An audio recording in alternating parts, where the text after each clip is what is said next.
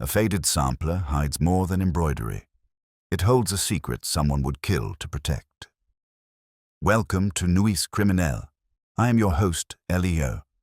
I love connecting with mystery lovers. Tell me in the comments where you're tuning in from. Your responses bring this series to life. I truly enjoy everyone. Now let's begin. The early summer sun filtered gently through the elms that lined the village green of Little Witchwood, dappling the linen-covered tables and rose-adorned bunting that fluttered in a soft June breeze. The annual garden fete, a cherished tradition in the parish calendar, was in full swing, complete with trestle tables groaning under the weight of Victoria sponges, elderflower cordial, and sponge-finger trifles topped with whipped cream and glacé cherries. Miss Jane Marple, silver-haired and slight, sat beneath a striped parasol with a mild expression of contentment, knitting needles clicking gently in her lap. She was quite unremarkable to look at, save for the alert blue eyes that rarely missed a thing. Few guests noticed when she paused mid-stitch to watch an interaction, a hesitation in speech, or a glance too quickly averted. But Miss Marple noticed everything. Reverend Caleb Allworthy, a man of robust good cheer and little patience for subtlety, stood at the microphone, booming over the loudspeaker. And now, ladies and gentlemen, the judging of the embroidery entries will commence under the white marquee. Thank you to Mrs. Longhurst and her fine Women's Institute volunteers. A ripple of applause sounded, polite but not terribly enthusiastic. Embroidery was no match for the coconut shy or Mrs. Hubbard's rhubarb wine, but among the older villagers, the competition was taken seriously indeed. Miss Marple's gaze turned toward the embroidery tent. Several samplers were already displayed, hung delicately against a white muslin backdrop. Floral borders, biblical verses, and even a rather peculiar rendering of a lion were on show. But it was one sampler in particular that drew the most murmured attention. A neatly stitched alphabet and numbers, embellished with roses and thorns, and signed in red thread at the bottom, E.H., 1923. "Extraordinary workmanship," whispered Mrs. Banbury Scott, leaning in conspiratorially. "That's not new work, surely. That belonged to Eleanor Hartley. You remember dying under such mysterious circumstances?" Miss Marple's needles stilled. Before she could speak, a shriek pierced the warm summer air. A crash followed glass. By the sound of it, the music halted mid-waltz, and Reverend Allworthy dropped his microphone with a squeal of feedback. People surged toward the embroidery tent. Inside, Mrs. Longhurst was crumpled on the grass, sobbing. A half-shattered teacup lay beside her, and behind the fabric displays, a body sprawled face down amid a cascade of satin ribbons and thread bobbins. It was Eleanor Hartley's niece, Miss Lucy Hartley, young, clever, and universally liked, dead, her hand clutching the corner of that very sampler. Someone gasped. Someone else cried, "Call the police!" Miss Marple rose quietly to her feet, folded her knitting with precision, and took a thoughtful step forward. As ever in Little Witchwood, something very old had just begun to stir beneath the polite surface of tea and cucumber sandwiches. Little Witchwood, ordinarily a place of uneventful calm and village clock regularity, was thrown into a flurry of hushed murmurs and aghast faces in the wake of Lucy Hartley's sudden and tragic death. By mid-afternoon, the garden fete had been officially abandoned. Reverend Allworthy, still pale and dazed, muttered apologies through trembling lips before retiring to the vicarage with a brandy far stiffer than his usual post-service sherry. Miss Marple stood quietly near the marquee, a faded carpet-bag on one arm and her half-knitted shawl tucked inside. The crowd had thinned but not dispersed entirely. Human nature being what it is, tragedy attracts the curious like jam draws wasps. Most of the villagers hadn't gone home. They lingered in clusters under linden trees or near the bunting-strewn hedgerows, trading theories and suspicions with the zeal of courtroom barristers. Mrs. Banbury Scott dressed in her perennial mauve with a wide-feathered hat that had seen better years, took Miss Marple by the elbow with a flourish that bordered on theatrical. "It's dreadful, Jane, simply dreadful. Lucy is dead, and such a lovely girl, too. So clever with her hands, they say. She'd only just returned from that art college in Bath. You remember she won the parish scholarship, yes?" "Yes, I remember," said Miss Marple gently. She was stitching the Hartley sampler into a cushion cover. Heard, to honor her aunt's memory. And then this, dropped down like a stone. Poison, I suppose. Has to be. If Fit doesn't clutch at a piece of embroidery like that. A few feet away, the constable from the next village over, a capable but unimaginative man named Sergeant Hobday, was attempting to cordon off the Marquis with a length of fraying rope and the assistance of an exasperated DWI volunteer. Miss Marple's eyes wandered back to the tent. Lucy's body had already been removed to the surgery for examination, but a dark impression still lingered in the grass where she had lain. Her fingers had indeed clutched at the Hartley sampler, threaded with that curious monogram and year. A young life snuffed out while holding on to something from the past. "I suppose she must have had enemies," mused Mrs. Banbury Scott, in the same tone one might use for discussing mildew on begonias. One doesn't like to say such things, but you know the family had its scandals. Eleanor Hartley's death was all very unsettling. Died in her sleep, yes, but quietly removed from public record. No post-mortem even. And now Lucy, good heavens. "Perhaps Lucy knew something," Miss Marple said, almost absently. Mrs. Banbury Scott's ears twitched like a terrier's. "Do you think so? Oh, Jane, do say what you mean. I mean only that Lucy was clever and very intuitive. Some girls are, you know, if you give them the room to be." As was her habit, Miss Marple delivered the line with a disarming softness, as though she had merely commented on the possibility of rain by evening. Yet the suggestion lingered between them like a question half answered. Across the green, the villagers were already weaving narratives. Mr. Sims, from the grocer's, claimed Lucy had been acting off all morning, citing a distracted air when she purchased raspberry preserves. Mrs. Dalloway, the baker's sister-in-law, was heard to say that Lucy had received a letter last week that turned her pale. And young Timothy Arkwright, who had once been seen holding Lucy's hand behind the churchyard yesterday on the stone bench by the war memorial, white-faced and mute, not speaking to anyone. By supper time, all of Little Witchwood buzzed with conjecture. At the Crown and Anchor, over hastily pulled pints, the regulars speculated with grim satisfaction. A few suggested suicide, others pointed fingers vaguely at the Hartley family legacy. "You don't die clutching a bit of linen unless there's something mighty wrong with the linen," muttered old George Tiller, a man known more for blunt observations than tact. "Mark my words, there's trouble stitched into that sampler." Sergeant Hobday, who had no taste for metaphors, busied himself questioning the women of the embroidery circle. They, in turn, offered little more than confusion and shock. None had seen Lucy argue with anyone. None had noticed her behaving strangely.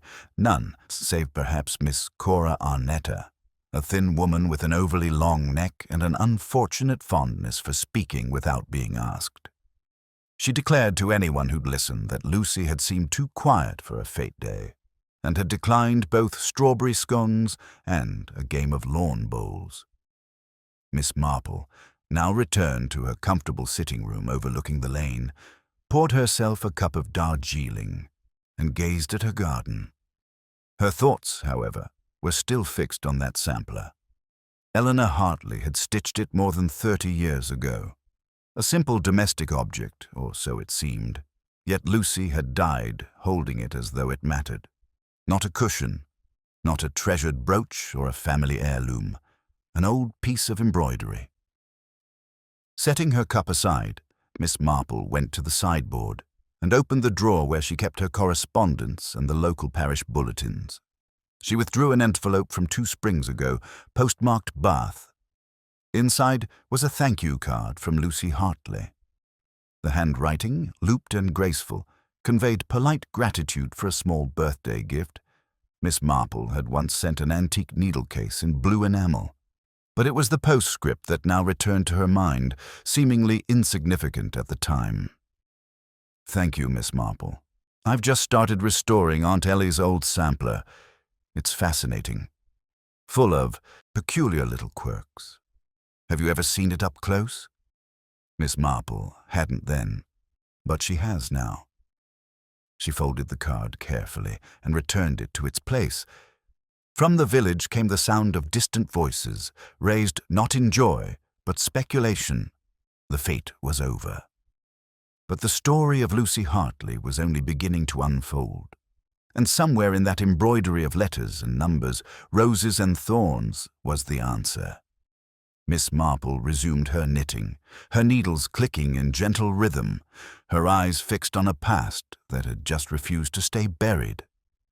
The next morning dawned misty and damp, the warmth of the previous day having given way to a cool hush that blanketed little Witchwood like a shroud. Rain clung to hedges and window-sills, giving the village a bleary-eyed look, as if it too had been disturbed by the events of the fete and had slept uneasily. At the edge of the green, in the converted surgery now serving as a temporary mortuary, the blinds were drawn, and Sergeant Hobday stood with folded arms and a furrowed brow. He was speaking in low tones with Dr. Randall, the balding, weary-eyed man who had seen his fair share of accidents but few murders. Lucy Hartley's body lay under a crisp white sheet, as if resting peacefully, but both men knew better. No sign of bruising. No indication of a struggle, the doctor said. But there's a faint scent of almond. It may be nothing, of course. Could be from something she ate. But I'd say it warrants further analysis.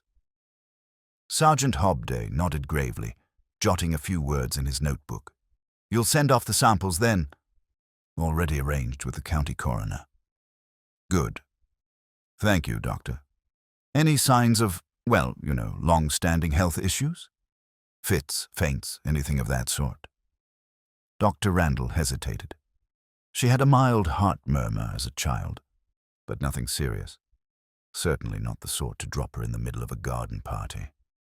She was healthy, bright-eyed, full of energy. This wasn't natural, Sergeant. Hobday sighed.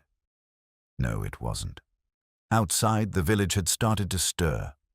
The greengrocer's shutters lifted with a rattle, and Mrs. Wilkins, the widow who ran the sweet shop, swept yesterday's leaves from her doorstep. But the usual greetings and small talk were noticeably absent. People kept their heads low and their voices lower. Back on Church Lane, Miss Marple stood at her kitchen window, watching the rain bead on the glass. Her kettle sang faintly, and she poured the water over a fresh pot of tea, setting out 2 cups. She wasn't expecting company in the formal sense, but in Miss Marple's world, observation and hospitality often went hand in hand. As if on cue, a brisk knock sounded at the door. It was young Timothy Arkwright, his coat soaked through, his face pale with the anxiety of someone far too young to carry grief properly. He stood awkwardly in the doorway, unsure of his welcome.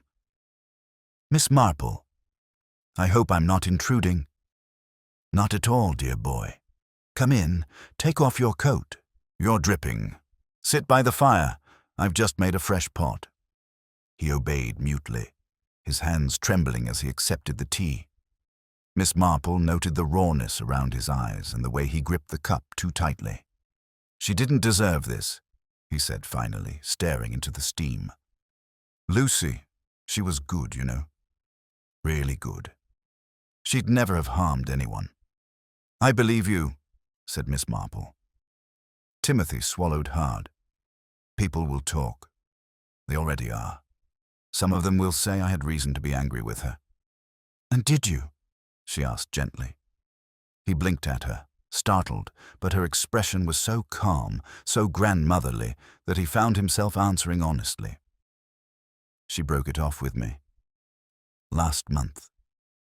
She said she needed time.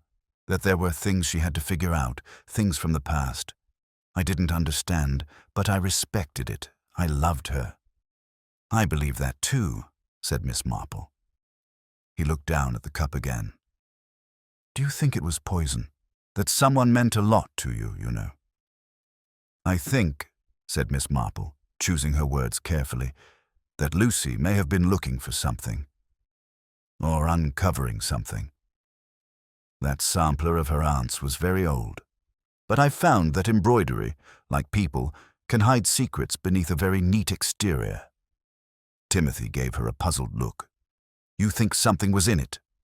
Perhaps not in it, but suggested by it. He said nothing more, but when he rose to leave, Miss Marple placed a small wrapped parcel into his hand. What's this? Just a piece of chocolate cake. You need something warm in your belly. He gave a watery smile. Thank you, Miss Marple. When he was gone, she stood again at the window, watching the mist swirl around the hedgerows. She had no hard evidence, no statements, and no forensics, but she had memory. And memory, sharpened by decades of listening to village gossip, wedding speeches, funeral sermons, and whispered scandal, was sometimes more revealing than fingerprints. Later that afternoon, Sergeant Hobday came calling, his notebook full of observations and few conclusions. Miss Marple poured him tea, though not quite as warmly as she had for Timothy. Anything from the villagers? She asked politely. A few odd remarks. Nothing concrete. Mrs. Arnett insists Lucy looked pale. Mr. Sims says she bought 3 tins of raspberry preserves and looked distracted. The baker claims she was seen arguing with a stranger 2 days ago, but no one else saw such a thing. Honestly, Miss Marple, the whole place is a maze of hearsay. She nodded sympathetically. Have you considered the sampler, the embroidery? Yes. Lucy was holding it when she died. Don't you find that odd? He frowned. I suppose. Sentimental value, perhaps. Or something more. Sergeant Hobday sighed. You always think there's more. Miss Marple smiled. And I'm usually right. That evening, while the village prepared its supper in silence and candlelight, Miss Marple made a short visit to the Hartley cottage. It had stood empty since Eleanor's passing, but Lucy had been living there during her return to the village. The front gate creaked softly as she entered. Flowers bloomed along the path in careful rows. Lucy's work, no doubt. The front door was locked, but the curtains at the parlor window were not drawn. She peered in gently. The cottage was neat and lived in. A vase of fading lilies stood on the sideboard. Books lined the shelves, classic literature and some embroidery guides. And there, on the writing desk, half covered by a square of muslin, lay a sketch pad. Miss Marple made note of it. Lucy had been working on something. Behind her, the shadows lengthened. And somewhere, in those quiet rooms and careful stitches, the truth was waiting to be found. 2 days after the fete, little Witchwood remained suspended in a strange sort of quiet, the kind that falls over a village when something has gone deeply wrong. Life pressed on with the insistence of routine. Cows were milked, bread baked, and letters posted, but the atmosphere had curdled. Conversations were clipped, front doors opened less readily, and every glance held a question behind it.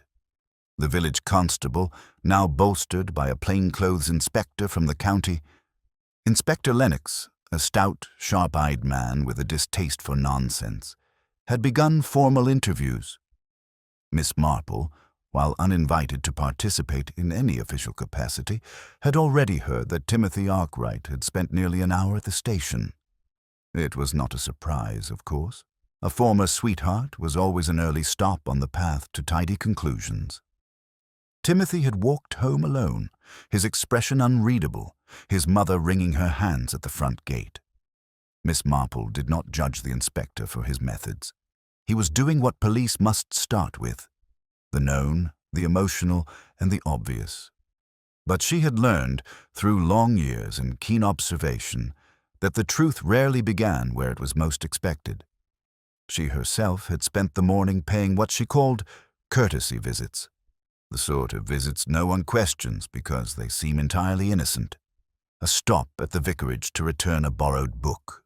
A brief call to deliver flowers to poor Mrs. Longhurst, who had witnessed the entire incident and had since taken to bed with a mixture of shock and imagined illness. And, most interestingly, a spontaneous drop-in at the home of Mrs. Isabel Dandridge, Lucy's godmother. Isabel Dandridge was a thin woman in her early 70s, her features carved with the severity of someone who had once been handsome and had never forgiven time for stealing it. She kept her home meticulously tidy and her opinions even tidier. Lucy had lived with her briefly after her parents' deaths and before she'd moved to Bath. "I told her not to come back," Isabel said, her voice brittle with something that sounded like both pride and regret. "Little Witchwood is not the place for a girl with ambitions. I thought art school would change her, help her grow past it.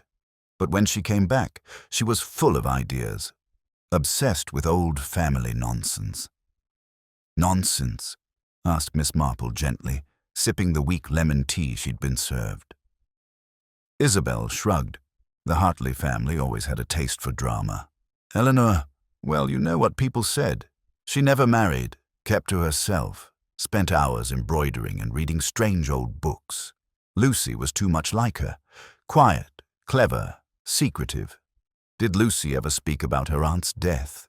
Not in so many words. But she used to ask odd questions about the sampler, about family history. She said there were things in it that didn't make sense, hidden meanings." Miss Marple leaned forward slightly. "What kind of hidden meanings?" "Oh, codes and ciphers and such." Isabel gave a dismissive wave.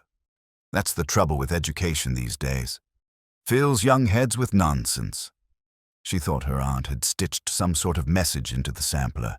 I told her it was ridiculous, and even if she had, Eleanor had been gone nearly 20 years. 32, said Miss Marple softly. She died in 1923, the same year as stitched into the sampler. Isabel's cup clinked faintly in its saucer. "I hadn't realized it was the same year," she said slowly. "Strange, isn't it?" Miss Marple gave a mild smile. Curious, at the very least. She left not long after, her mind humming with quiet connections. Back at the cottage that afternoon, Inspector Lennox was reviewing the results from the preliminary toxicology report. Miss Marple had heard through no less than 3 channels that the findings had confirmed a fast-acting poison. Cyanide, something bitter and unmistakable, though difficult to detect in small doses if mixed into food or drink. The inspector was now narrowing in on who had prepared the refreshments near the embroidery tent. One name came up more than once: Cyril March. Cyril was a soft-spoken man in his late 40s who managed the village hall and often volunteered for events. He had run the tea table that day, assisted by Mrs. Longhurst and her daughter, although neither had served the pot in question. According to statements, it had been Cyril who poured Lucy's tea and handed it to her with a smile. The fact alone was enough to raise an eyebrow. The fact that Cyril had been absent from the fete for nearly half an hour shortly before the incident raised another. Sergeant Hobday and Inspector Lennox found him tending to the bookshelves at the village hall, where he also worked part-time as a librarian. He did not appear surprised to see them. "I knew you'd come," he said simply. "Everyone's talking. I'm the one who served her tea.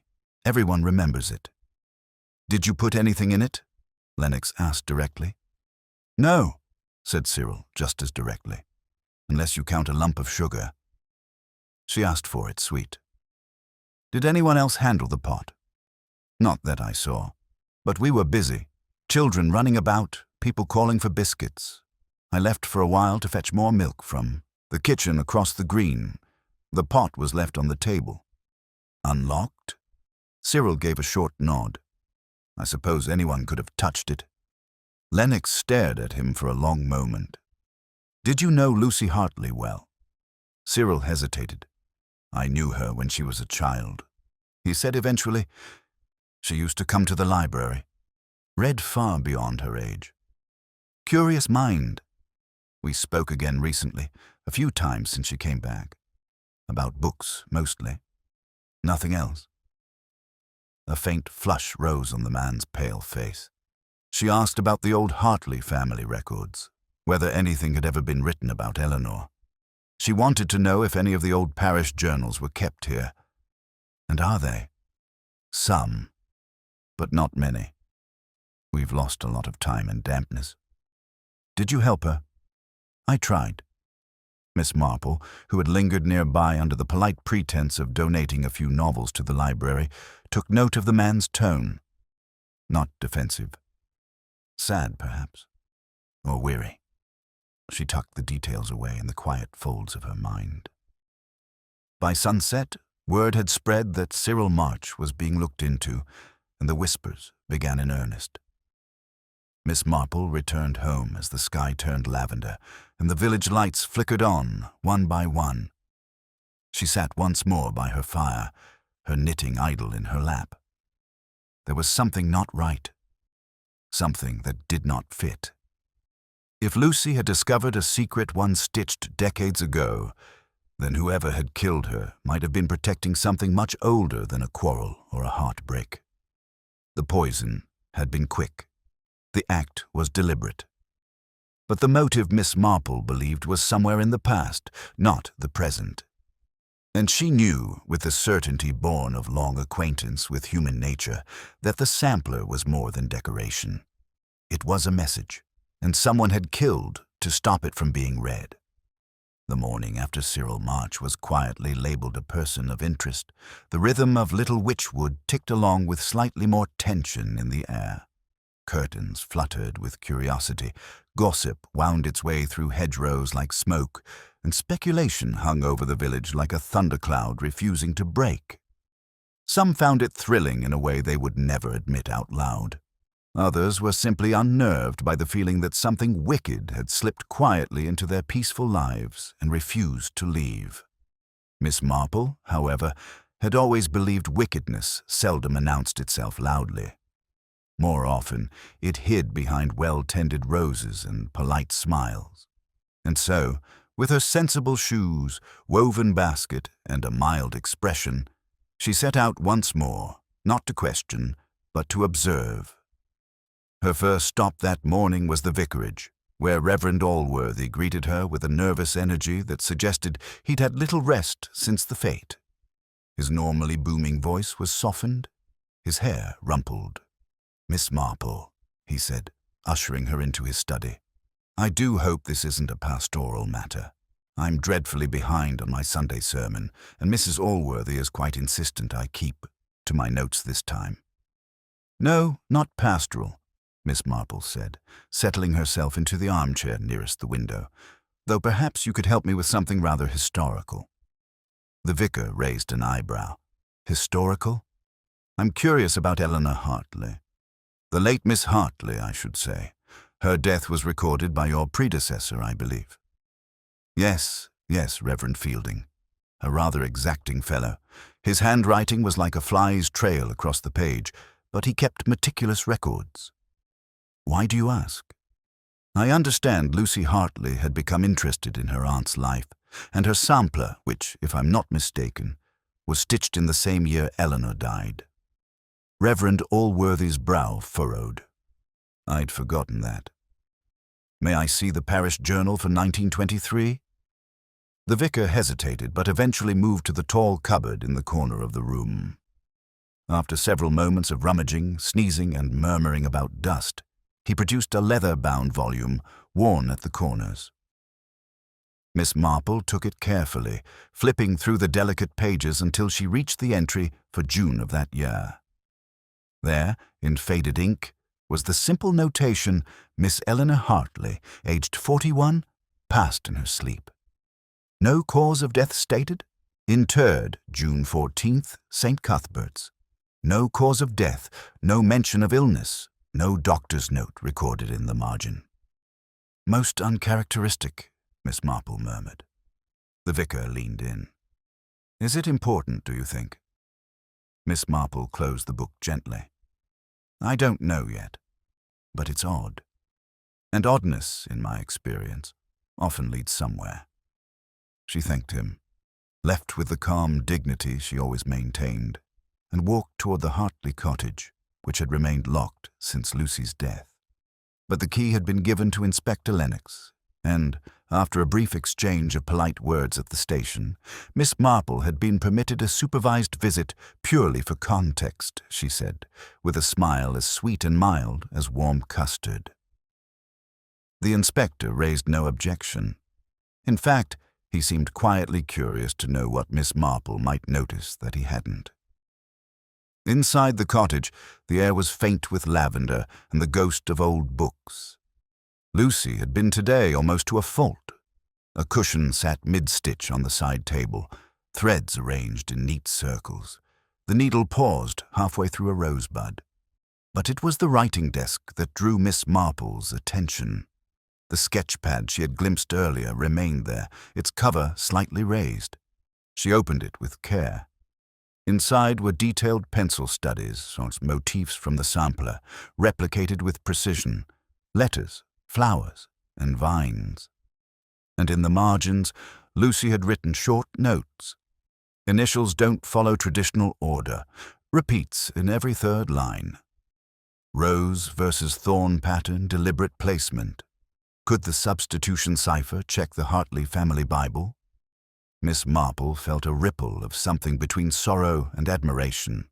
Lucy had been clever. She had suspected that Miss Marple now felt certain that the sampler wasn't decorative alone. It had been a message, possibly a warning, perhaps even a confession. At the bottom of one page, lightly penciled in with a steady hand, was a phrase underlined twice, E.H., 1923. Final line, "My sin lies buried." It chilled Miss Marple in a way few things had in recent memory. She turned to the sampler itself, still kept under a protective cloth, removed now from the fete marquee and delivered into the inspector's evidence file. He had allowed her to examine it under his supervision. With gloved hands, Miss Marple studied it in silence. The alphabet was stitched in cross form, not the usual straight line. Letters repeated out of sequence. Tiny, almost imperceptible errors, reversed letters, missing serifs, and overly long stems. The roses and thorns followed a mathematical rhythm, alternating in groupings of 5. More than decorative, it was deliberate. Too deliberate. She traced the final line, E.H., 1923. And beneath it, invisible to the casual eye but slightly raised under the embroidery's fabric, was the faint outline of another stitched word, long since unpicked. She narrowed her eyes. A name. Or half of one. Just the curves of an R and an A, possibly. "What do you think?" asked Inspector Lennox behind her. "I think Lucy was very close to discovering something," said Miss Marple softly. "And someone knew it." He frowned. "So you don't believe Cyril March is guilty?" "I believe he served her tea," Miss Marple said. "But I don't believe he had a reason to kill her. I think he liked her, perhaps even admired her. And such admiration is not usually a motive for murder, unless he knew something she was about to reveal. Unless," Miss Marple agreed. "But I don't think he did." She let her gaze wander the room once more, settling on the empty space on the bookshelf where the Hartley family Bible had likely been. It was not there now. "Inspector," she said, turning to him with uncharacteristic firmness, "I believe someone has removed a book from this cottage. A Bible. And I think they did so before you ever arrived." The inspector followed her gaze. "And why would they do that?" "Because the cipher Lucy uncovered may have relied on it. Chapter and verse. Letter placement. The kind of clues hidden in plain sight." Inspector Lennox looked thoughtful. "That's a theory." "It's a path," Miss Marple said. "And if you follow it, I think you'll find someone very much alive who is terrified of what Lucy might learn from someone long dead." She left the cottage then, stepping back into the late morning sun, where birds trilled with innocent joy and flowers swayed in the breeze, as though murder had not recently darkened the doorstep. But Miss Marple knew better. The sampler wasn't just a relic. It was a secret someone had been willing to kill for. Rain returned to Little Witchwood the next day, soft and persistent, like a penitent tapping at stained glass. It draped itself over rooftops and hedgerows, turning the cobblestone lanes slick and muting the usually cheerful clatter of village life. The postman wore a cape and sou'wester, and the children, once free to run and shout in sun-drenched gardens, now pressed their faces against window panes, eyes wide with a curiosity they didn't understand. Miss Marple was awake before dawn, her kettle whistling as the first grey light touched the village rooftops. The events of the past few days had weighed upon her, not with alarm or fear, but with a deep and persistent sense of unfinished business. Lucy Hartley's death had not been random, of that she was sure, and the sampler, stitched so many years ago by Eleanor Hartley, had not been a mere act of domestic artistry. It had been a message, possibly a confession, perhaps even a warning. Now someone had removed the Hartley family Bible from the cottage book, likely crucial to deciphering the code Lucy had uncovered. That suggested more than guilt. It suggested fear. At 8:30, Miss Marple wrapped herself in a grey shawl, armed with a small oilskin umbrella, and made her way through the drizzle to the home of Cora Arnett. Cora, tall and bony with sharp features and a sharper tongue, lived alone in one of the older stone cottages tucked behind the churchyard. She opened the door at the first knock, a teacup already in one hand, and a raised eyebrow in place of a greeting. "Well, if it isn't Miss Marple," she said. "Come to gossip." "Come to visit," Miss Marple replied pleasantly. "I thought you might enjoy company on such a dismal morning." Cora narrowed her eyes.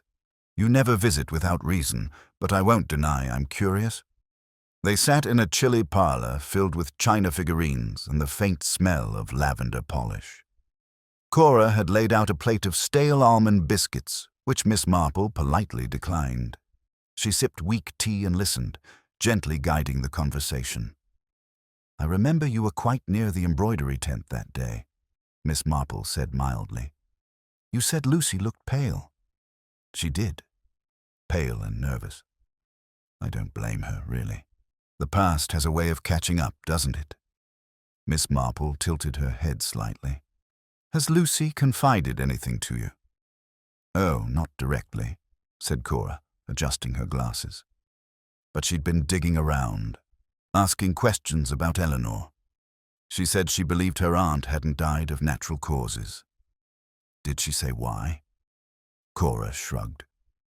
"Something about letters and numbers in the sampler. Said there were patterns in the stitching. I didn't pay it much mind. I told her a little knowledge is a dangerous thing, but she was determined." "Was she frightened?" "Yes," said Cora without hesitation. "She didn't say it, but I saw it in her eyes. There was something she wanted to say and didn't know how, or perhaps she feared what it would mean once it was said." Miss Marple sat in thoughtful silence, the rain ticking softly against the glass. "Do you believe Eleanor Hartley was murdered?" she asked suddenly. Cora startled, then gave a dry laugh. "That's quite the question, Jane." "But no. I think Eleanor was a woman of secrets, yes, but I always assumed she died of a broken heart. Or perhaps it's from the strain of keeping too many things bottled inside. There are other ways to kill oneself, aren't there? Quiet ones." Miss Marple gave a small nod. "Thank you, Cora. That's been most helpful." She left not long after, but instead of returning home, she made her way to the small cottage occupied by Mrs. Longhurst, president of the Women's Institute and self-proclaimed guardian of all things proper. Mrs. Longhurst was not well liked, but she was respected, even in some circles, and as the one who had helped organize the embroidery exhibit, she might have noticed something the others had missed. "Miss Marple," she cried, flustered at the door, still in her dressing gown. "I hadn't expected visitors." Do forgive me. I've been quite out of sorts since that dreadful day. Of course. I only wanted to ask you a small question about the sampler Lucy entered. Mrs. Longhurst gestured her inside and began fussing with her hair. I remember it clearly, she said. Lovely work, very precise. But old, you know. That's why it didn't win. We couldn't judge it as original work. But Lucy had insisted it be displayed for heritage value. She said it was important. Did she say why? Only that it was stitched by her aunt, and that it contained layers, whatever that meant. Miss Marple nodded, her eyes scanning the room. On the bureau lay a familiar book with a cracked leather spine and gilded edges, an old family Bible. Her heart gave a quiet thump. Such beautiful things, Miss Marple murmured, nodding toward it. Was it your mother's? Mrs. Longhurst stiffened. No, she said too quickly. I bought it at a jumble sale. Last year, I think. Lovely binding. Miss Marple said nothing, but her gaze lingered just a fraction too long. When she returned home, she poured herself a cup of tea and pulled out her notebook. Her own notes were tidy and spare. Cora thinks Lucy was frightened.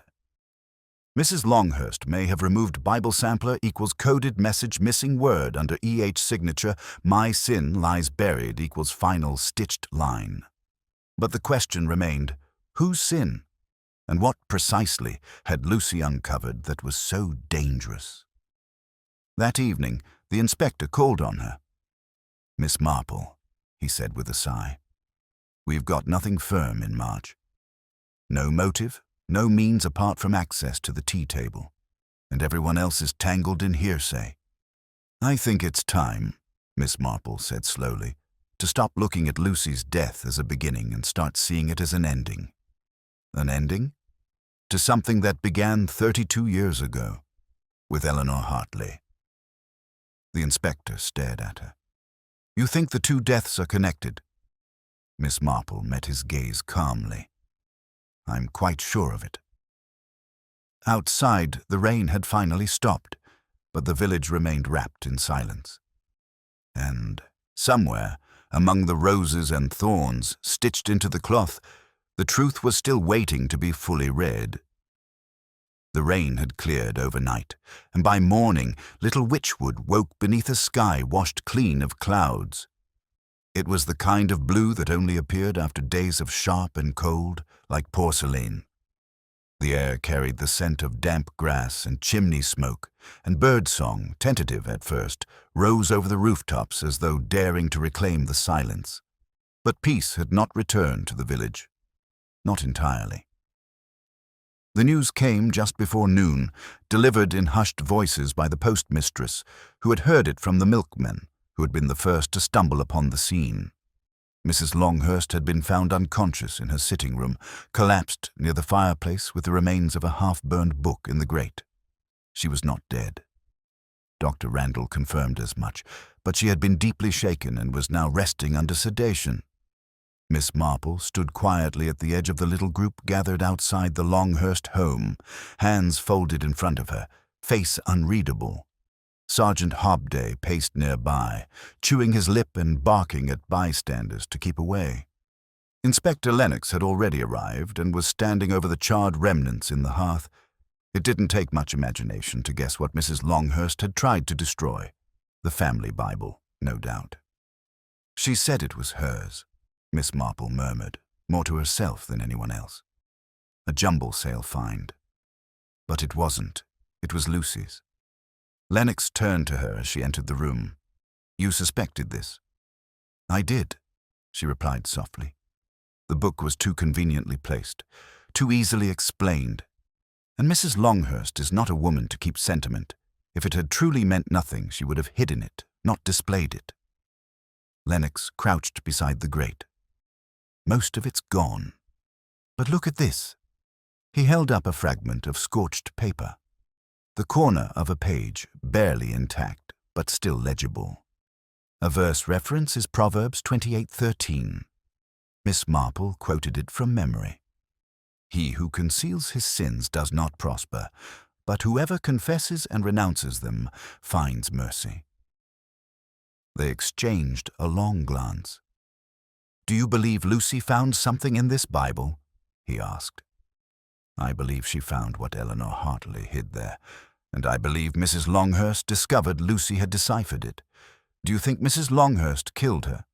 "No," said Miss Marple. "I think she was afraid of what the truth might expose. She might know part of the story, but I doubt she knows all of it." The inspector sighed and stood, dusting ash from his trousers. "Well, someone went to a great deal of trouble to keep Eleanor Hartley's secret buried, and now 2 people have paid the price." "Not yet," said Miss Marple quietly. "Lucy has not yet had justice. And Eleanor, if we are to believe she left that sampler as a message, has not had peace." Lennox looked at her sharply. "Do you think Eleanor was murdered?" "I think she was silenced," Miss Marple said. "Possibly even by her own hand, but not without reason. That sampler is a cipher, a kind of final confession. She used the only medium she trusted, needle and thread. Women of her generation weren't often allowed journals, but they were expected to sew. And you believe Lucy cracked it?" "Part of it," Miss Marple said. "Enough to scare someone." Later that day, Miss Marple sat by the fire in her parlor, reviewing her notes. She read over Lucy's penciled sketches again and again, initials out of order, repetitions every 3rd line, thorn patterns not matching the rose sequence. It wasn't random, it was methodical. There had been a phrase Lucy noted, "My sin lies buried," a stitched line, a message, but there was more. Miss Marple reached into her knitting bag and pulled out an old magnifying glass. She had borrowed the sampler once more, under the pretense of evaluating its preservation needs. She laid it out now, smoothing the fabric gently. Each row of stitching followed a precise rhythm, letters spaced evenly, numbers inserted at strange intervals, and then, between the final lines of embroidery, is a sequence of tiny, almost invisible red crosses, stitched beneath the surface weave. She counted them. 32. 1 for each year since 1923. It was not merely symbolic. It was a countdown, a buried truth, a message that could only be read once the proper key had been found. The Bible, Miss Marple thought again. Chapter and verse. Verse and thread. Letters substituted for numbers. The roses and thorns could be a cipher themselves. Each thorn a marker, each rose a blank.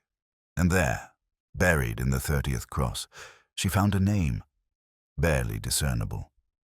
A monogram stitched faintly over in white thread to mask it. But in the right light, it revealed itself. R.A.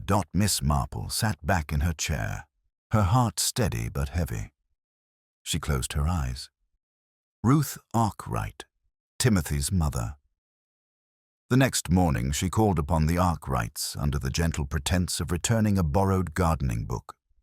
Ruth Arkwright greeted her with polite warmth but guarded eyes. Timothy was not at home helping the vicar with some church records, she said.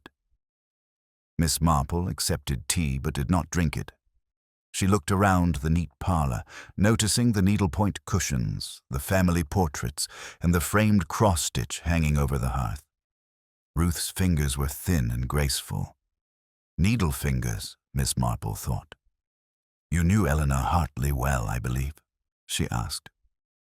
Ruth hesitated, pouring milk into her cup. "We were friends. Once. And then she became withdrawn. She kept secrets. She refused to marry. People whispered things about her family, her father." Miss Marple let the silence settle, like dust. "And what did they whisper about you?" she asked softly. Ruth's hand jerked. The milk spilled slightly onto the saucer. "I don't know what you mean." Miss Marple met her gaze with that same quiet patience that had unseated more than one guilty conscience in her. "Time. I think Eleanor Hartley knew something. Something she stitched into her sampler. and I think Lucy Hartley was the first person in 30 years to look at it long enough to understand. Ruth's expression didn't change, but her fingers curled tightly around the handle of her cup. "What are you accusing me of, Miss Marple?" "Of being part of a secret," Miss Marple said gently. "One that Eleanor buried, and Lucy uncovered. A secret that's still hurting people, even now." Ruth stood slowly. Her voice was even, but her hands trembled. "You should leave." Miss Marple rose. "I shall. But before I do, one final question. Did Eleanor Hartley ever embroider anything for you?" Ruth didn't answer. Miss Marple walked home in silence, her mind turning slowly, precisely, like the gears of a watch. She had seen the truth now like a thread pulled from a hem, but she needed one final tug before the whole thing unraveled. Little Witchwood wore its silence tightly the following morning, like an old coat stitched with unease. Clouds hung low over the hedgerows, pressing the sky into the chimneys and stone walls, as though the village itself might be crushed under the weight of its secrets. Miss Marple sat by her window, a half-finished shawl in her lap, the rhythm of her knitting interrupted by thought. Her eyes, though apparently fixed on the movement of a small wren in her garden, were seeing something entirely different. A face, pale and frightened, clutching a cup of tea. A girl, clever and determined, poring over an embroidered relic, a sampler stitched in sorrow, and a name half buried in red thread and ash. R.A. Ruth Arkwright. Miss Marple had long since learned that direct confrontation was a blunt tool and often a fruitless one. The truth, in her experience, was better coaxed than cornered. People revealed themselves not in arguments, but in quiet moments, when they believed they were not being observed. She did not need a confession, she needed a reaction. And so, she planned a tea. By midday, invitations had gone out, delivered with Miss Marple's usual tact. Just a few names: Timothy Arkwright, Sergeant Hobday, Inspector Lennox, Mrs. Banbury Scott, whose presence guaranteed gossip and thereby created a distraction, and, of course, Ruth Arkwright. The excuse was simply a gathering to remember Lucy, a gesture of remembrance. A way, Miss Marple said gently, for the village to begin healing. None refused. By 4 o'clock they were assembled in her parlor. The fire crackled gently. Tea was served in porcelain cups trimmed with ivy. Seed cake sat sliced neatly on the table, along with cucumber sandwiches and a plate of shortbread. Mrs. Banbury Scott launched quickly into her usual blend of solemnity and speculation. Poor Lucy. Such promise. I always said she reminded me of a young Elizabeth Barrett Browning. Did you know she once wrote a poem about the vicarage cat? Quite sensitive. Sergeant Hobday nodded respectfully, if a little absently, while Timothy sat stiffly near the hearth, his eyes flicking often toward Ruth, who had said little since arriving. Inspector Lennox leaned against the doorway, his arms folded, watching quietly. Miss Marple, never one to dominate conversation, simply observed. Once the first course of pleasantries and passive commentary had wound down, she reached beside her chair and drew out a parcel. "I thought," she said softly, "that we might look once more at Lucy's final work. The sampler. It seemed to matter to her, and I believe it would be right to honor that." A murmur of agreement followed. Even Ruth Arkwright nodded, though her expression tightened almost imperceptibly. Miss Marple unwrapped the sampler carefully, laying it across the low table in front of her guests. The fabric was delicate, but the stitches remained bold. Red and green, rose and thorn. The initials E.H. The date is 1923. "My eyesight isn't what it used to be," Miss Marple said with practiced modesty, "but I've always admired fine needlework." And Lucy's efforts to restore this piece were quite remarkable. She paused, letting the others lean forward slightly. "I've been told," she continued, that Lucy believed this sampler held a secret. A message stitched by Eleanor Hartley before her death. The silence shifted, subtle but undeniable. Timothy looked sharply at his mother. Ruth did not meet his eyes. "I've also been told," Miss Marple said, picking up her teacup, "that Eleanor may have had reason to hide something. A truth she could not speak aloud, a truth she buried in stitches, in symbols, in scripture." She sipped. Let the moment settle. "It would seem," she said after a pause, "that Lucy discovered that truth, or was very close to it, and someone in this village was terrified of what she might reveal." Ruth stood suddenly. "This is quite inappropriate, Miss Marple. If this is some sort of parlour game, I must say no game." "Mrs. Arkwright," Miss Marple interrupted gently. "Only remembrance, and perhaps a little clarity." She reached beneath the sampler and retrieved a folded page. A copy of Lucy's sketch, the one where she had underlined the message, "My sin lies buried."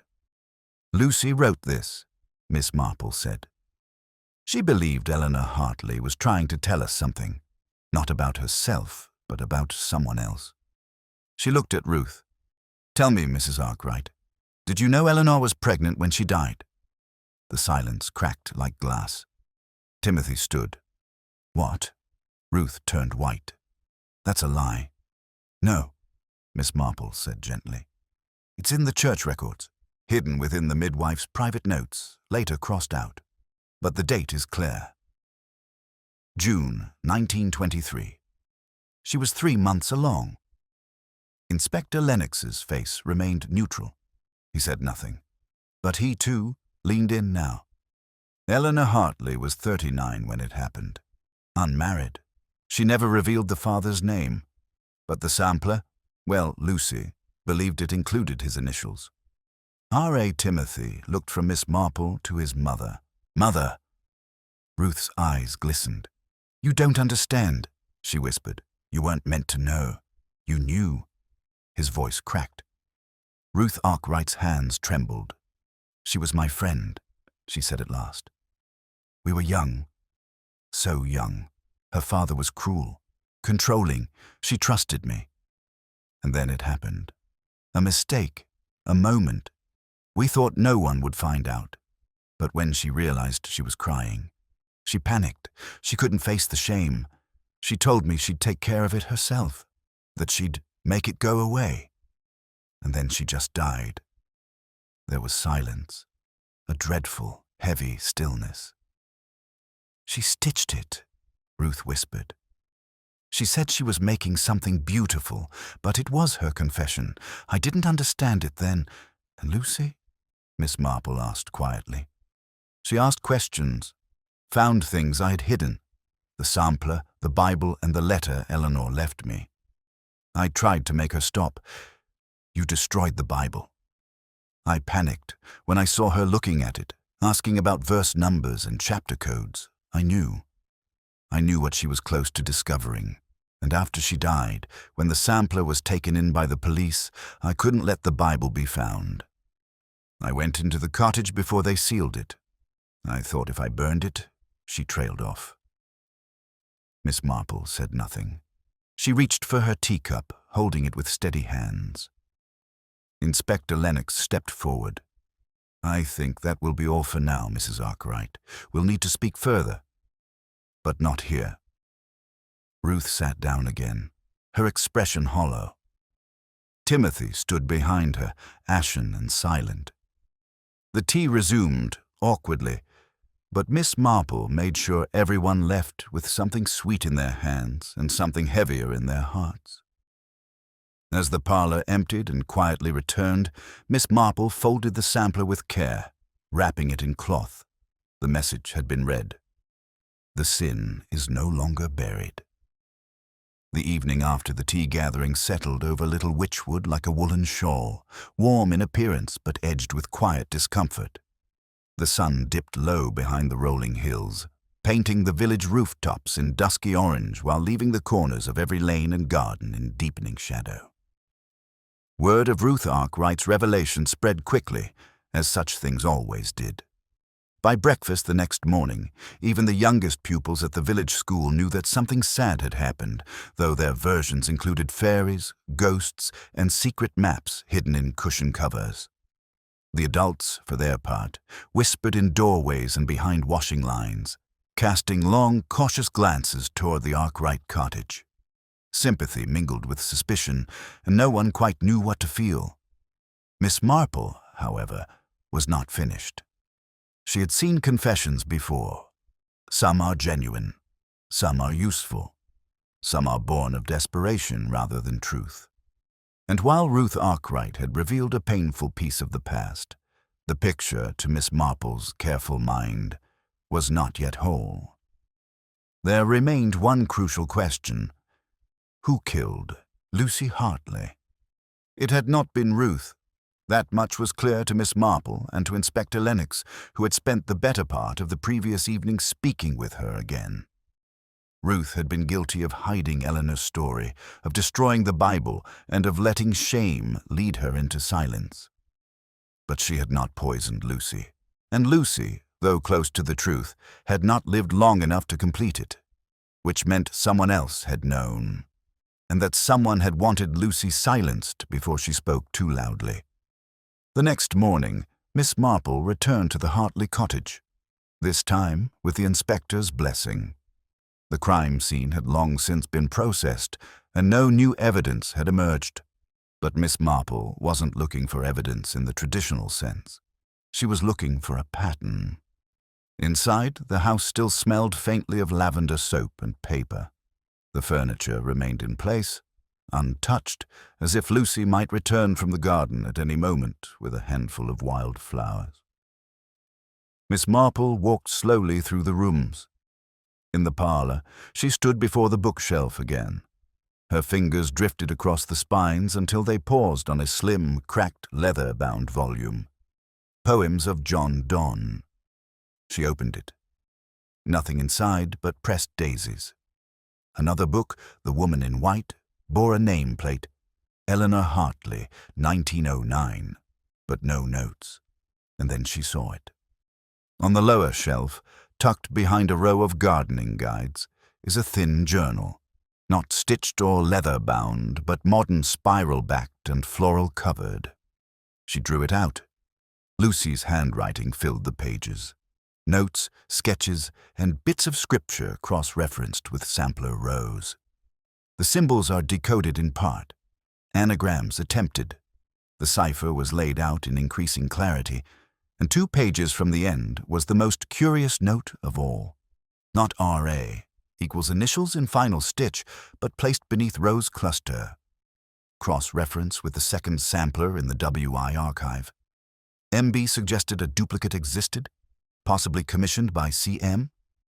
Miss Marple felt her breath still. C.M. Cyril March. She turned the name over in her mind slowly, like a delicate piece of porcelain. Cyril. Quiet, private Cyril.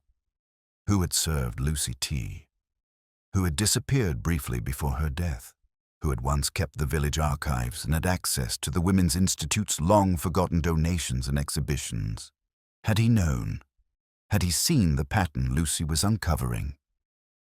Later that afternoon, Miss Marple walked to the village hall under a soft blue sky.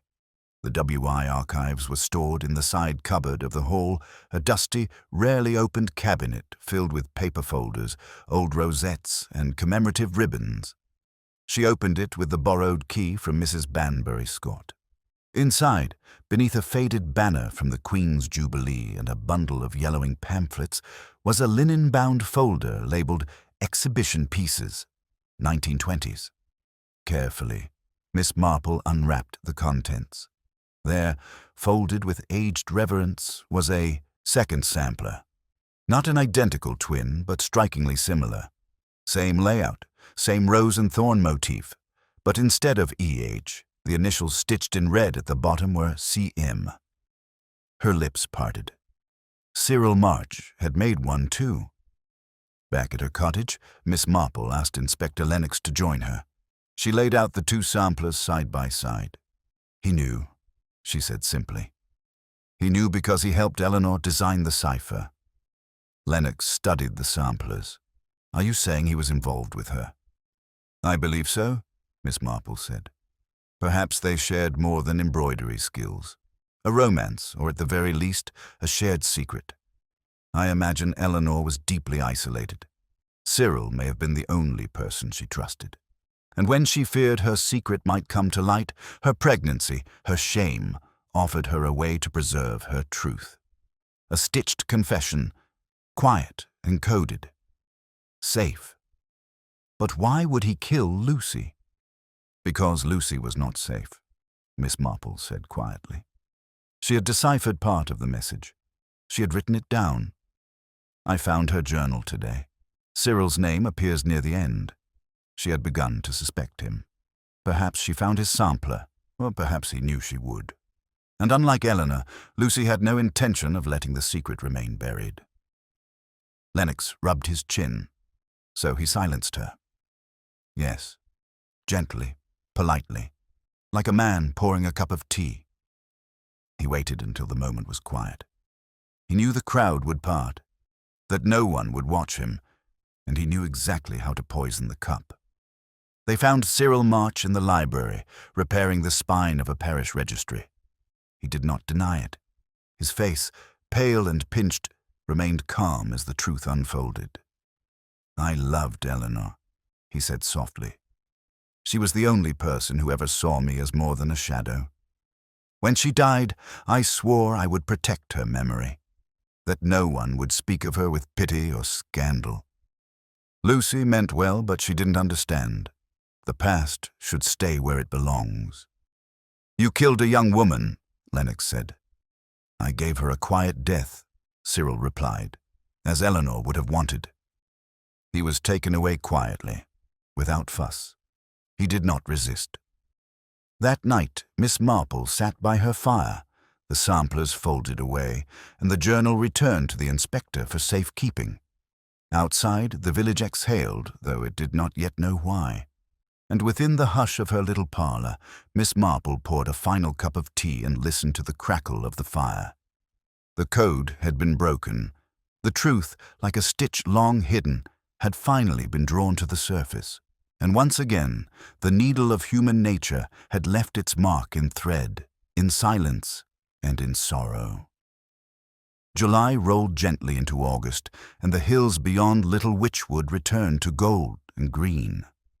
The hedgerows ripened with blackberries, bees meandered through rose blossoms, and the hum of village life resumed its steady, familiar rhythm. But though the surface appeared unchanged, those who had lived through the last few weeks carried a weight they did not speak aloud. Lucy Hartley's funeral was held on a mild Tuesday morning beneath the grey gold stone arches of St. Cuthbert's. Reverend Allworthy, subdued and steady, delivered a eulogy that spoke of a life not yet fulfilled, a mind too curious for its time, and a heart committed to truth. The villagers, dressed in their neatest black, filled the pews. There were soft sobs from the back rows, and even those who had never known Lucy well sat with heads bowed. Timothy Arkwright stood alone as her coffin was lowered into the earth, the wind stirring his dark coat. He had not spoken much since his mother's revelation, but the lines in his young face had deepened with something that looked like age. When the service ended, he approached Miss Marple. She knew, didn't she? He said softly. Lucy. She knew everything before anyone else. Miss Marple placed a gentle hand on his arm. She knew enough, she replied. Enough to see that hiding the truth doesn't undo its harm, that silence, even when well-meant, can be a kind of cruelty. She deserved more, Timothy whispered. Yes, Miss Marple said. She did. In the days that followed, there were adjustments. The Women's Institute met in solemn quiet, the usual chatter replaced by cups of tea and folded hands. Mrs. Longhurst, recovering steadily, withdrew from her post as chairwoman, citing a need for spiritual rest. There was talk of planting a tree in Lucy's memory, on the green flowering cherry, to bloom each spring with delicate pink blossoms. Cyril March's trial loomed, and while the Crown would bring charges of premeditated murder, it was unlikely to be dramatic. His confession had been recorded, his motive known. He had not acted out of greed or hatred, but out of misguided devotion. Yet murder it was all the same. Miss Marple, for her part, retreated from the spotlight she had never sought. In the parlor of her ivy-draped cottage, she returned to her knitting, her garden, and her novels. Yet her thoughts remained with Eleanor and Lucy, two women, decades apart, bound by thread and truth. One afternoon, weeks after the events had begun, she was visited by Inspector Lennox. He arrived without ceremony, hat in hand, and was ushered into the sitting room where tea waited, as it always did. "I wanted to thank you," he said. "You saw what we didn't." "I only saw what people showed," Miss Marple replied, pouring his tea. "Most people don't realize how much they reveal in silence, or in what they choose not to say." He nodded, watching the steam curl from his cup. "It's rare," he said after a moment, "to find a story so deeply buried. That kind of secret changes people."